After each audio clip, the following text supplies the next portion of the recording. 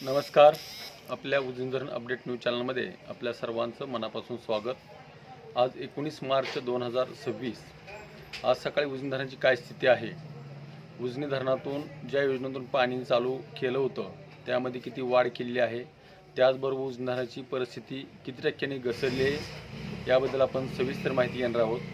आज सकाळी उजनी धरणाची एकूण पाणी पातळी बघितली तर 93.87 TMC उजनी धरणामध्ये पाणी आहे आणि उपयुक्त पाणीसाठा हा 30.21 TMC एवढ्यापर्यंत खाली आलेला आहे. टक्केवारीकडे जर लक्ष दिलं तर 56.40% उजनी धरण खाली झालेलं आहे, म्हणजे जवळपास 44% पाणी उजनीतलं कमी झालेलं आहे. आणि सध्याला सीनामाडा उपसा सिंचनमधून 315 क्युसेकचा विसर्ग चालूच आहे आणि दहेगाव उपसा सिंचन मात्र आजपासून बंद करण्यात आलेला आहे. आणि कालव्यामधून जो विसर्ग 1000 सोडला होता तो विसर्ग परत नंतर 1500 केला, परत 1800 क्युसेकचं केलेला आहे.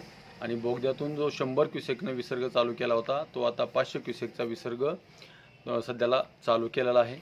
त्यामुळं आता फक्त 3 योजनेतून पाणी सध्याला चालू आहे आणि ह्यामुळं उजनी धरणाची जी टक्केवारी आहे दररोज 1% कमी होते. बाष्पीभवनाचा वेग वाढत चालला आहे.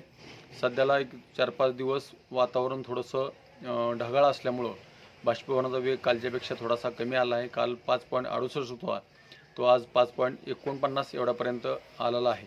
परंतु एवढे 4-5 दिवस गेलं तर पुन्हा एकदा बाष्पीभवनाचा वेग वाढणार आहे. आणि जो विसर्ग कालव्यातून बोगद्यातून सोडण्यात आलेला आहे तो विसर्गात खरं तर त्यांनी सांगितलं होतं की 80 दिवसाची पाळी ही राहील. तसं न करता मी वारंवार सांगतो की मध्यंतरी 21 दिवस किंवा 25 दिवस किंवा 1 महिना गॅप देऊन पाणी सोडण्यात यावं. कारण उन्हाळ्यात पिकं वाचतात आणि पावसाळ्यात जळतात. कारण आपला सोलापूर जिल्हा हा आवर्षण प्रवण विभाग असल्यामुळं पावसाळ्याच्या तोंडावर गेले 2 वर्ष जरी पाऊस पडला असला तरी यावर्षी पडेल याची गॅरंटी नाही, खात्री नाही.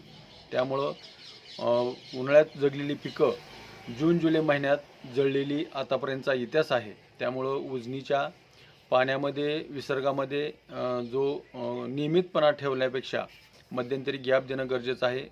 अगोदरच्या काळामध्ये 21 दिवसाच्या पाळ्या असायच्या आणि महिनाभर गॅप असायचा, परंतु तसं होताना दिसत नाही. गेले 4-5 वर्ष झालं 2-2, 3-3 महिने कालव्याला बोगद्याला पाणी सोडलं जातं आहे आणि त्या पाण्याचा अपव्यय होतो आहे.